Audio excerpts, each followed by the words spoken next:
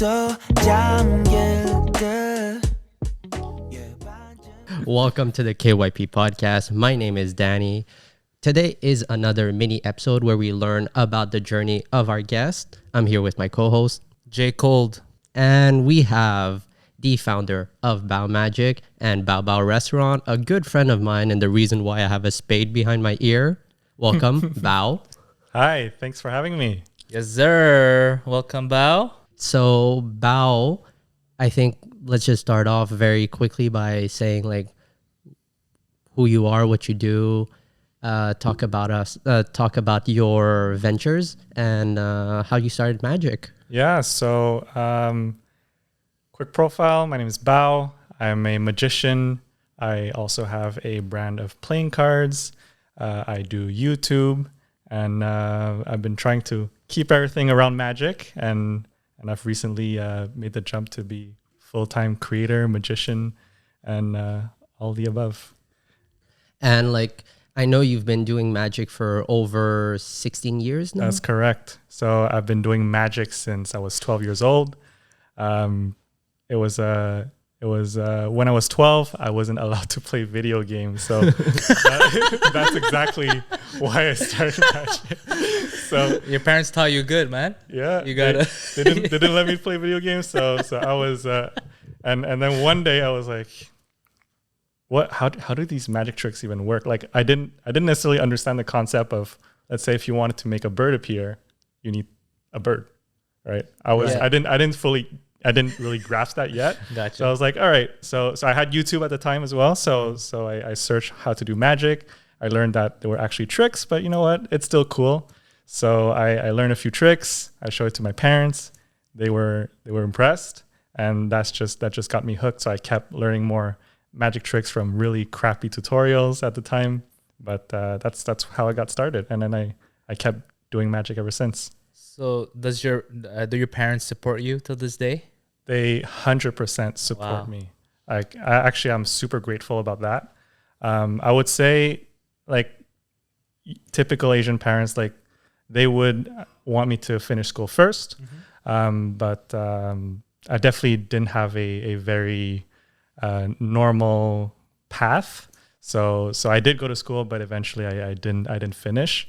But I did prove myself through my work, and after proving that I was able to do what I can do today, they were very supportive in me jumping full time to do magic. They even say, yeah, they're like, why? Like there's nothing to lose. Just give it a try. Amazing. And like, I know when we were in Sejep at Mary, we had you founded the Magic Club. Yes, Which was like 1 year, or I think it was only was alive for like a year. Yeah. Because once you left, everyone was just like, I don't know enough to like help people out. But I know that before you created the Magic Club, were you doing like some little performances for like families or? Yeah. So I was already performing at the time. I actually started performing professionally, like performing for money at 15. So how it started was I was at a camp. Well, I had tutors. I had a tutor for math and I believe French, and it was, and they happened to have a day camp in the summer. So where they keep doing math, and they also had a science program, and they actually learned that I did magic. So they're like, "Hey, Bao, would you like to do magic and teach magic as part of instead of like our science program, Like physics? Yeah, exactly. Instead of like doing like, I guess science experiments or workshops, can you do like magic shows and a magic workshop at the same time? And if possible, make it math related. So I was like, I can make money doing magic. This is crazy. So I didn't even think of it. They offered it to me. So that's how I started. And since then it was, 15 years old, making money out of like doing magic and making money out of it is such a wild concept to me. So I kept doing it. I did a lot of family parties, a lot of kid shows, because like I definitely wanted to be taken a lot more seriously at the time, but I was also like 15, so who would trust a 15-year-old at a corporate party? I was definitely capable of performing for adults, but my start definitely made more sense performing for kids. And then it evolved throughout the years until, let's say, in Sejap, that's when I start to do more corporate work. And in terms of magic, right, there's a lot of, for the viewers that don't know, there's a lot of forms of magic. But how did you transition, let's say, from learning YouTube videos, going to magic school, and specializing mostly in close-up magic?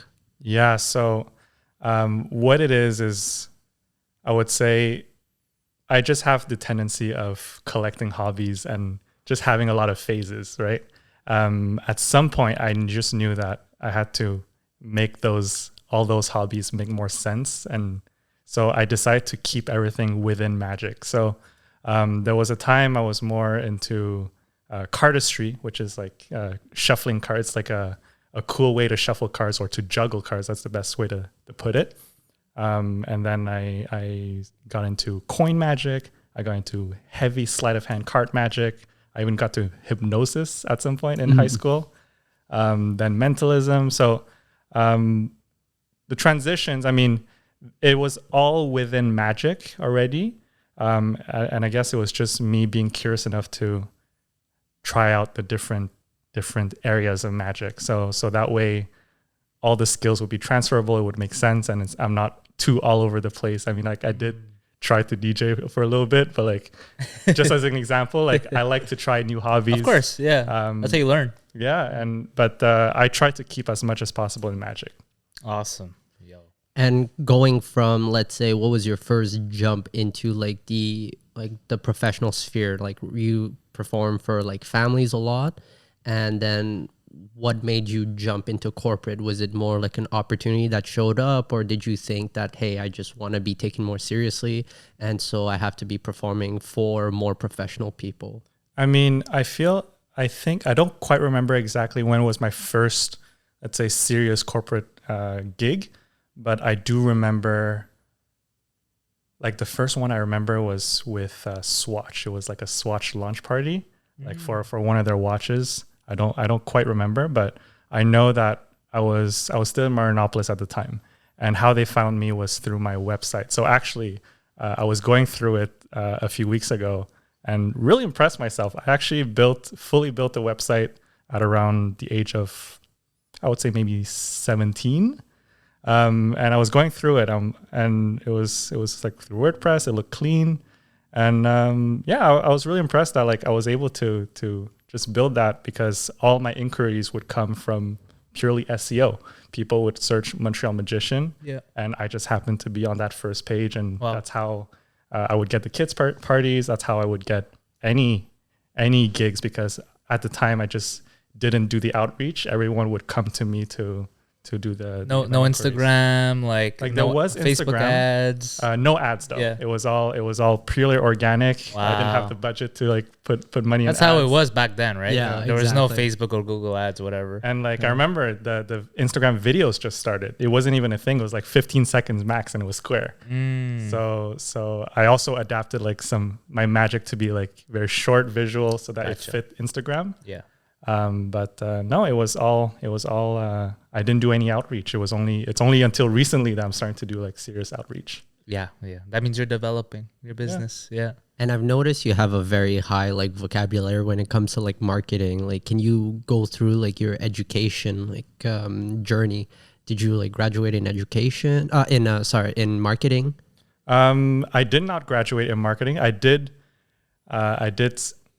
was in marketing in GMSB. I never finished it.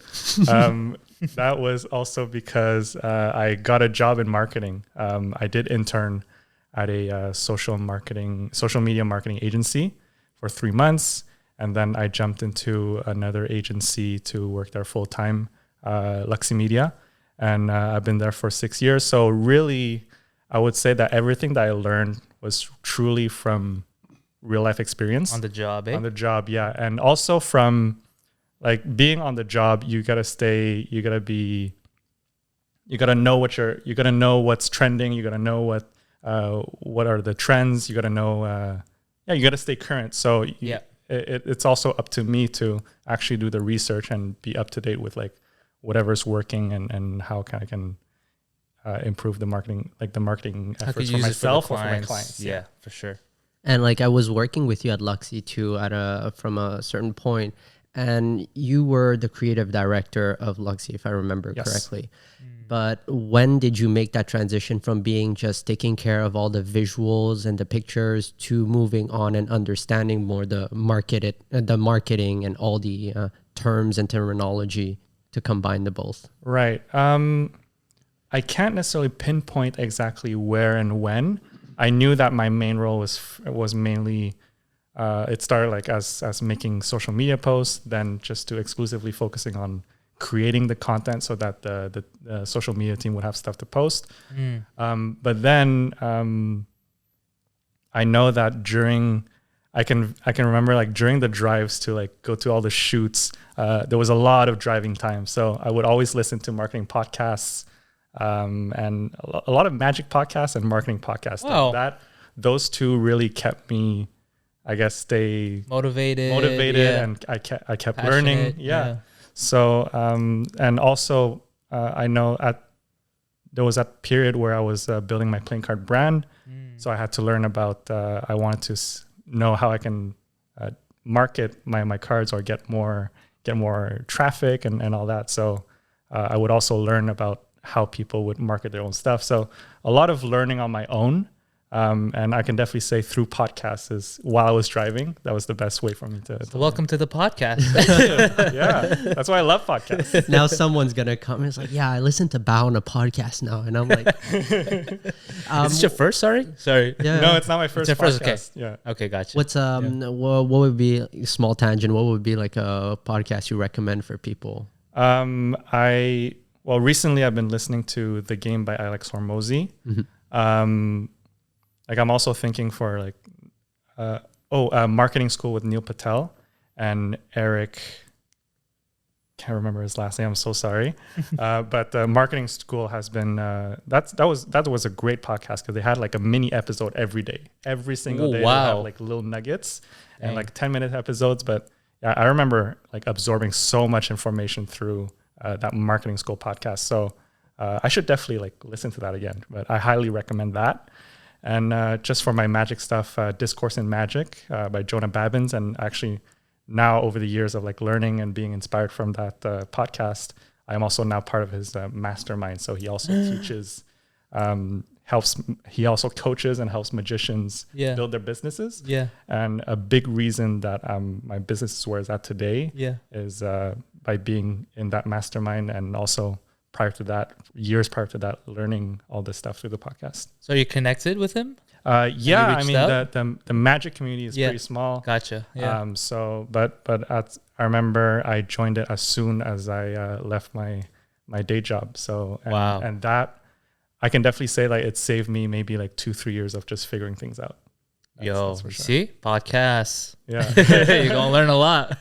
You mentioned you quit your day job. You don't work at Luxy anymore. I don't work at Luxy anymore. Was it more like an impulsive decision, or was it more like a long-term? You planned it. Yeah. I'd say like there was a lot of factors like personal, but a big one was I definitely felt that I wanted to pursue my own projects, and I definitely knew that I didn't want it to make a rash decision about it. So I definitely made sure that I had all my foundations in place and that I was able to survive on my own. So I would say there's a lot of personal factors. Nothing. I love the guys at Luxy Media, but let's say personal factors. Let's say like buying a house and this and that. Yeah. A lot of those stuff.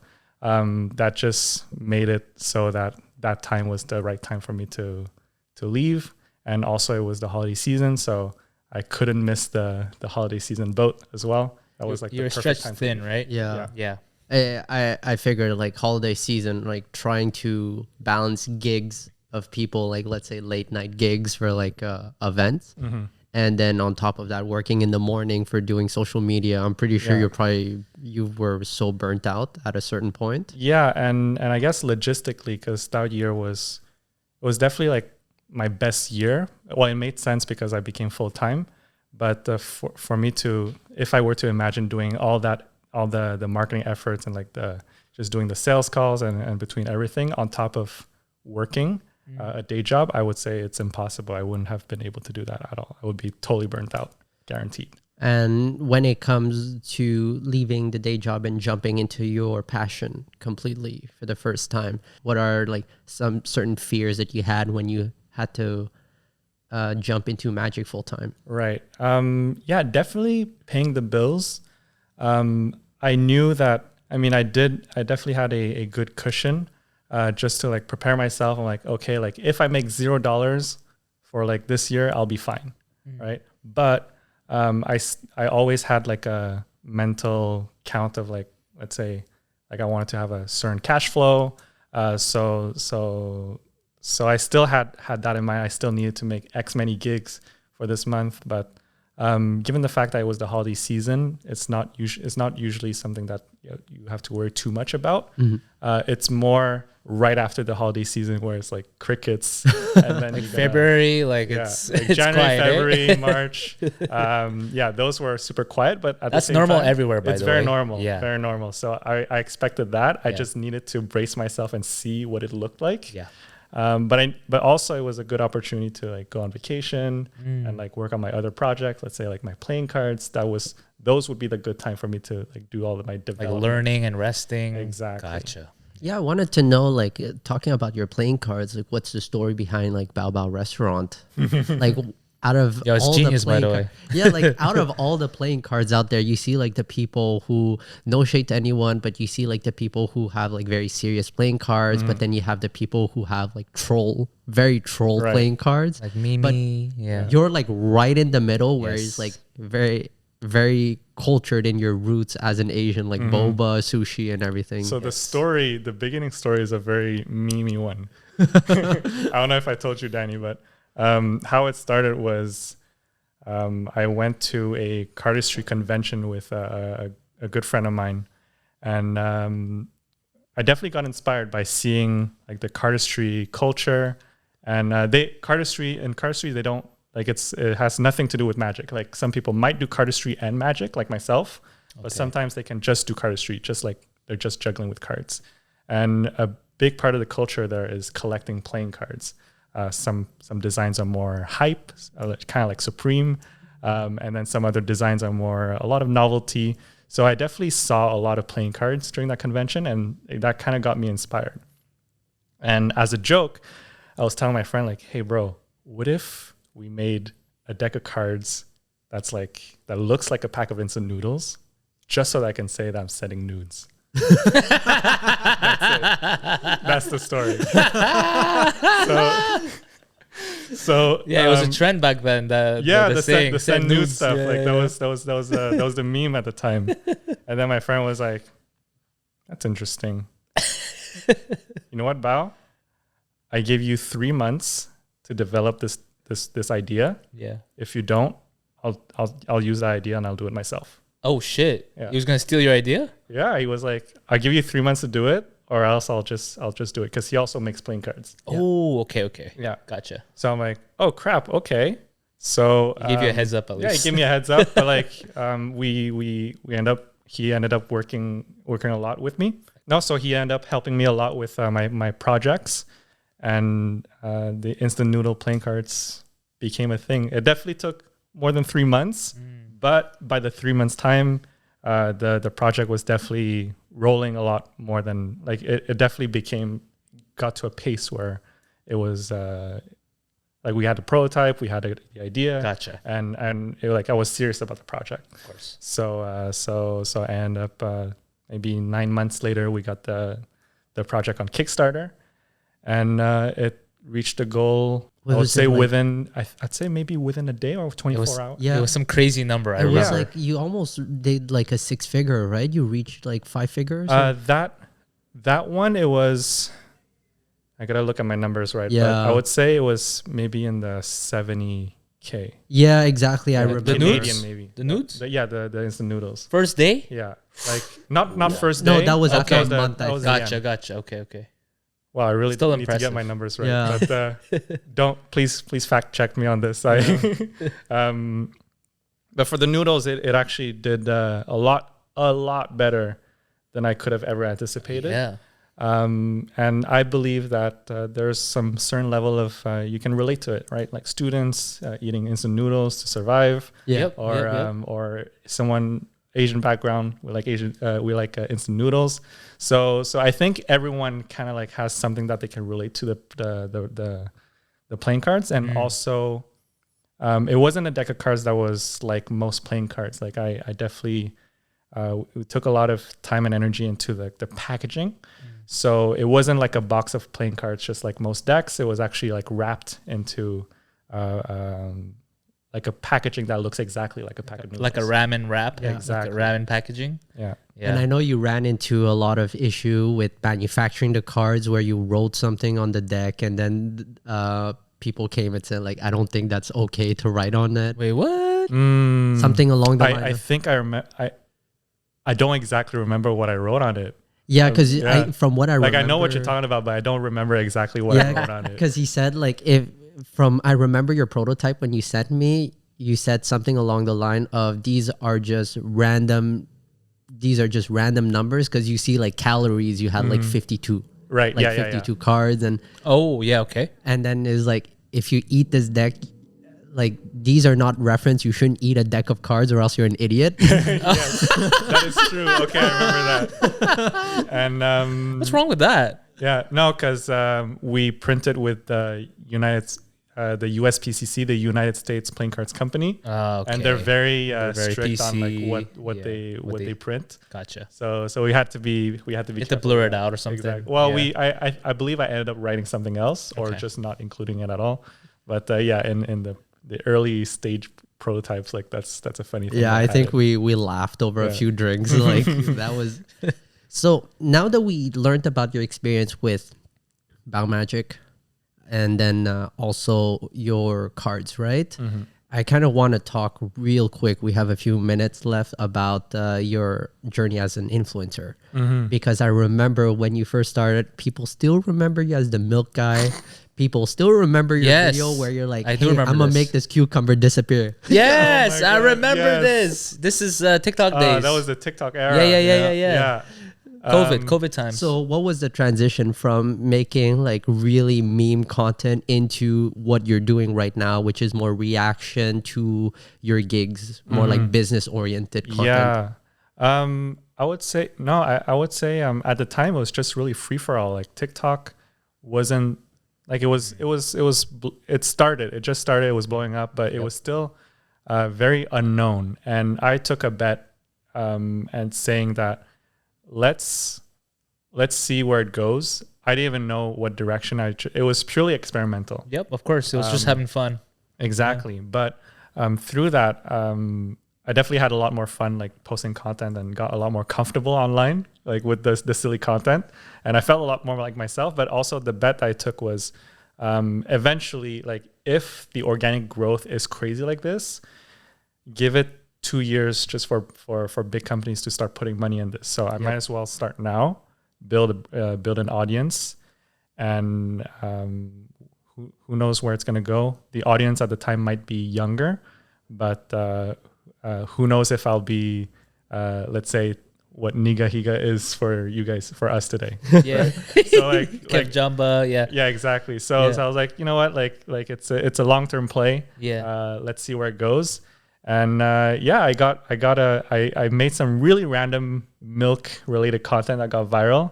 And you got sponsored too, no? But not for that one. Okay. That actually got the attention of the Dairy Farmers of Canada. That's what I'm saying. Yeah. So random. That's crazy. But that was my bro. first brand deal ever. Wow. And that got me into like the brand deal world, and just seeing what you're capable of doing, like what the types of work we're capable of getting out of it was mind blowing. I was like, I'm doing like silly content and I get paid for it. This is crazy. And I remember during that time it was McDonald's as well, no? Yeah, I got McDonald's, I got Gillette, and then like Crazy. Just a lot of. These are big brands, man. Yeah. Like big brands. Thank you. Like Tiger Woods kind of brands. Like I don't think about it, but I'm still surprised to just look back at that. Of course, yeah. So one question I always ask our guests at the end of the show is, what is one thing you didn't believe in until you started doing something you love? I'll give you a sec.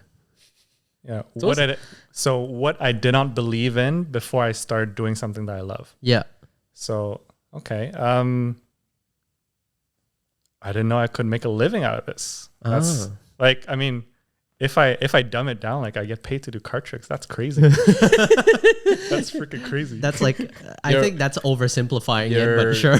You're 1 in 10,000, honestly, even if not more. Like, you don't see every day some guy making magic tricks and, you know, making a living out of that, right? Like you said, the community is very small, but is that just Quebec, Montreal? Is that Canada? Is that the world? How big is it? No, it's a pretty big community. It's just that not everyone has the same avenue. Let's say I took the path of like becoming a corporate entertainer and You have a niche. performing. Yeah. Okay. And then others, some might be creators, some might be content creators. That could be just their sole avenue. Okay. So and some people are consultants for big magicians. Oh, wow. So there's a lot of stuff behind the scenes that you don't really see, and being a performer is just one of my paths. All right. So last thing we have to say is, where can we find you? Ooh, you can find me at Bao Magic on all social media platforms, and you can also find my playing cards at Bao Bao Playing Cards. I'm excited to see the full episode within the next few days, and I hope you guys learned something new about Bao. Like always, my name is Danny. I'm here with my co-host KYP James. and our special guest. Bao. And remember, To KYP. kill your pride. 눈웃음이 너무 아름다워 내게 너 너무 과분해 한없이 지켜